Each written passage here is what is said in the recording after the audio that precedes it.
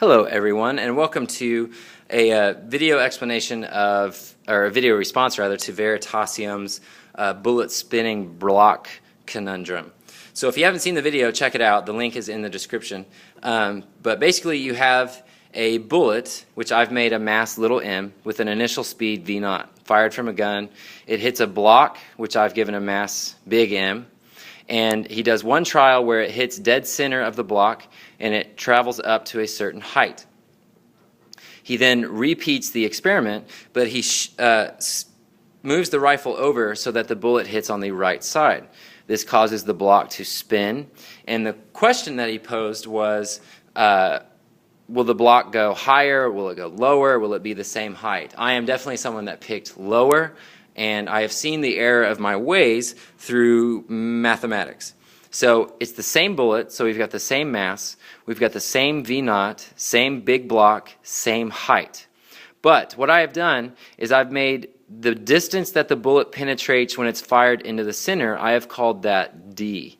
And then I've made the distance where the bullet penetrates to the right side, trial 2, I've called that D prime.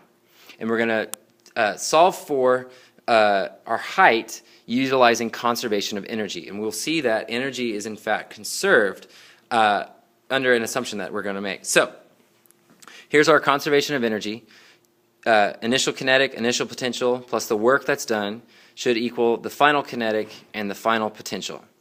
Now, starting out, let's say that we have no potential, and then at the very top we have no kinetic. For this trial, it reaches the top, it stops, and then it comes back down. So my initial kinetic energy is all from the bullet. That would be 1/2 little m v0 squared, plus the work that was done. Well, the work that was done, again, this is going to be a rough estimate, but I'm going to say that there is a frictional force on the bullet from the block, okay? And it's in the opposite direction of the bullet's movement, so it's negative work, F delta R cosine theta.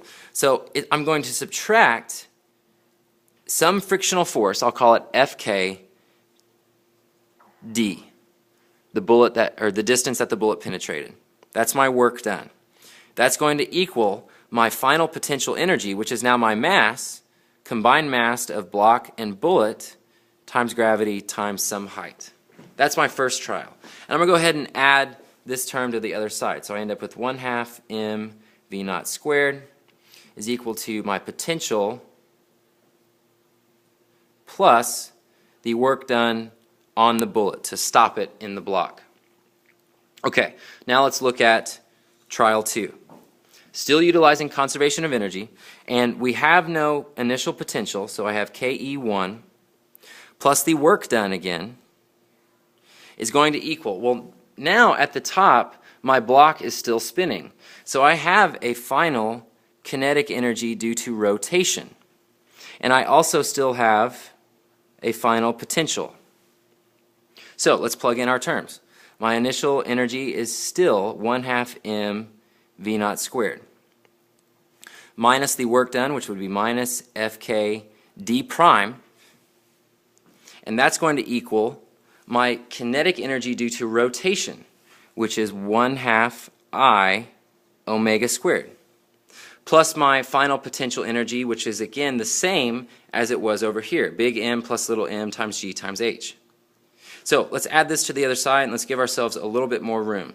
So for the dead center block, we had 1/2 m little m v0 squared equal to our potential, big M, little m, gh plus Fk d.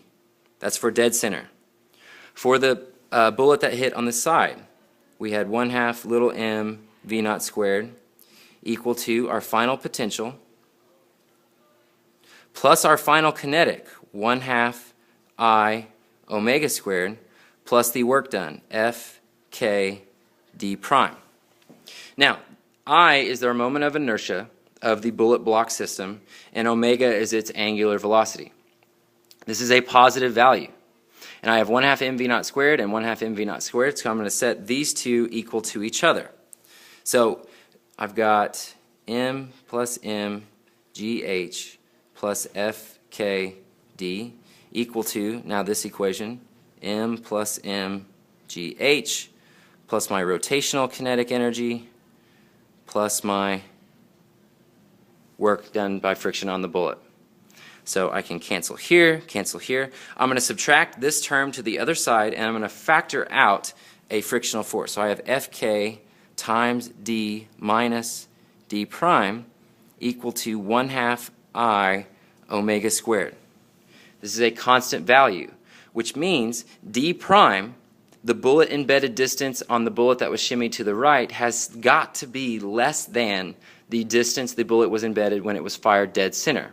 If you think about it, the block started to rotate, and so the bullet and the block would be moving together. It can't go in as far. This explains why there's extra energy available for this rotation. There wasn't as much energy lost from work because it didn't go in as far. Let me know your thoughts in the comments, and thanks for watching.